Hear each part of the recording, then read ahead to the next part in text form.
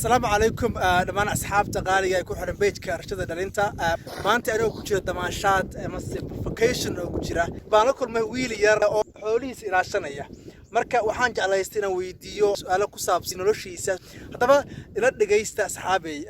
bal wiilkan yar noloshiisa qaabka uu doonayo inuu gool uga gaaro magaca adiga Ahmed Usman ma sha Allah bal iga waran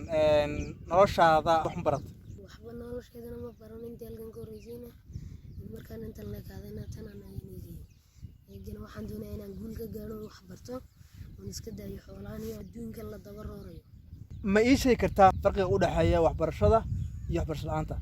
haddaad wax baratid waxba laguguma samayn karo haddaadan wax baranin wax badan ayaa kaa dhacaya hadaa hoostaada lagu jiro wax lagu dhahayo ma garanaysid af carabi ayaa lagu gocaay karaa af xabashi ayaa lagu gocaay karaa afkay doonayaan ayay ku gocaayaan adiguna afkaas ma garanaysid waad iska aamusaysaa sidee doonaysaa in noloshaada u beddesho oo aad wax u barato maadaama maanta aad xoolo ilaalinaysid iska daayo wax barto oo iska daayo iska dhaafo markaan wax barto kadibna afkan iyo ingiriiskan iyo waxaan waxbarashadan baa laga bartaa kullu u dhashay maaha wax walba waxa lagu bartaa wax barasho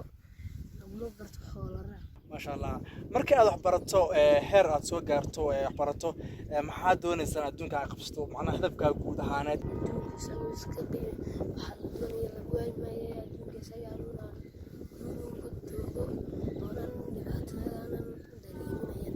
هذا waxaa ku daawanaya dhalinyaro da'dada ah kuwa kaasi weyn kuwa yani ku dhali kara intaba yani maxaad leedahay macna dhalinyarada da'dada adiga ah maxaa leedahay maanta aad iyo aad baan u salaamayaa kuwa daawanaya qayrka kuwa ka waaweyn dhali kara